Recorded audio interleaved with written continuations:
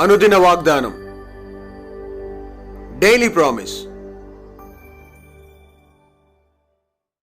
దేవుని నామానికి మహిమ కలుగును గాక.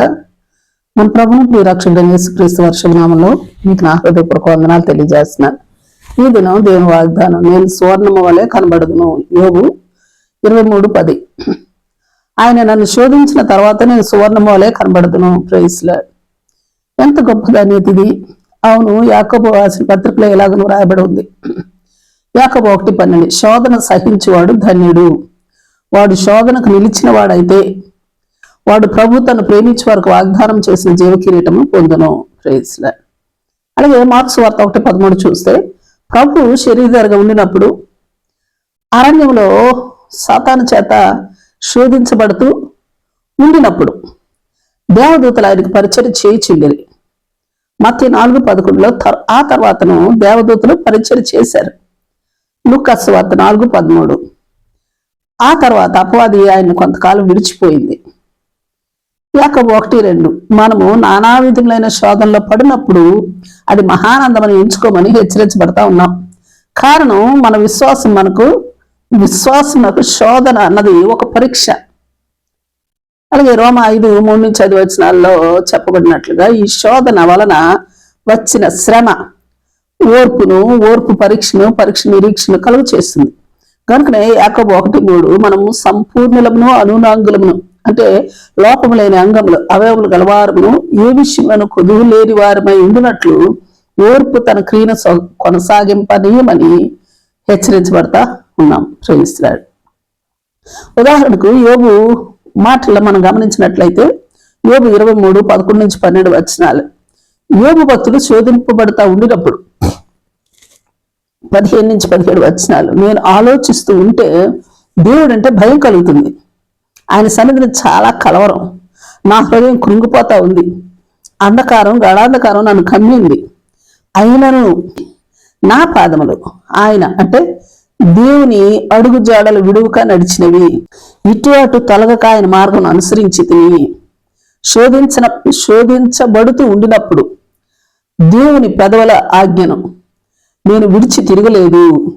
ఆయన నోటి మాటలు అంటే దేవుని నోటి మాటలను నా అభిప్రాయం కంటే ఎక్కువగా ఎంచి తిని. అందుకే చివరిగా అంటున్నాడు భక్తుడు, నేను నాశనం చేయబడి ఉండలేదు అని గొప్ప స్టేట్మెంట్ ఇచ్చాడు. Praise lord. ఓ అద్భుతమైన విషయాన్ని యెషయా 48:9-11 మనం చూడగలం. దేవుడిని యెహోవా సెలవిస్తున్న మాట, నేను నిన్ను పుటము వేసి తిని వెండిని వేసినట్లు కాదు, ఇబ్బంది కొలుపులో నేను పరీక్షించి తిని నా నిమిత్తమే నా కీర్తి నిమిత్తము అలాగూ చేసేదను అని అంటున్నాడు. ఈ లేఖన భాగాలన్నీ మనకు ఏం బోధిస్తా ఉన్నాయంటే, అపవాది శోధన ద్వారా మనకు శ్రమ కలుగుతుంది.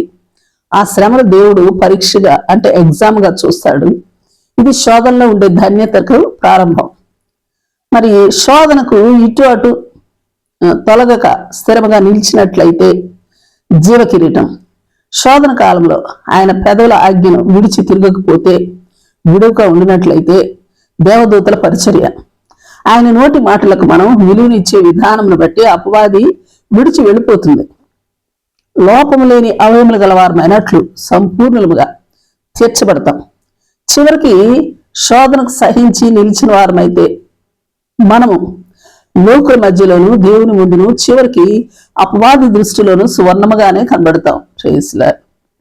అందుకే మనం ఎదుర్కొంటున్న ప్రతి శోధనలోను మహా ఆనందమని ఎంచుకుని శోధన సహించి ధన్యులమై మరి జీవ కిరీటాన్ని పొందుకుని నశింపక మన ఆత్మీయ జీవితంలో సంపూర్ణముగా సువర్ణముగా మార్చబడుతూ సాగిపోదుముగాక.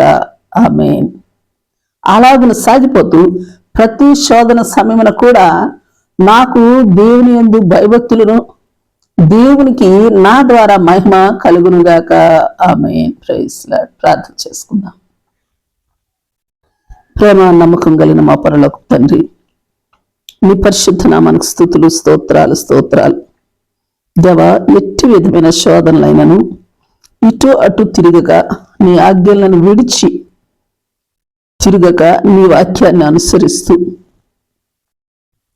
సంపూర్ణముగాను సువర్ణముగాను మార్చబడుతూ ఎట్టి శోధనలైనను మేము నశింపక జీవ కిరీటమును పొందుకొని నీ యందు ఎల్లవేళలా భయము నిలిపి నీకు మహిమ కలుగునట్టి ధన్యతను పొందుకునే కృపా భాగ్యమును మాకు అనుగ్రహించమని ప్రార్థిస్తూ యేసు నామములో అడిగి వేడుకొంచున్నాం తండ్రి. ఆమేన్, ఆమేన్. Praise Lord. రేపు మరొక వాగ్దానంతో మనం కలుసుకుందాం. ప్రతిరోజు ఉదయం ఈ కార్యక్రమాన్ని వీక్షించగలరు. తిరిగి మళ్ళా రేపు ఉదయం కలుసుకుందాం.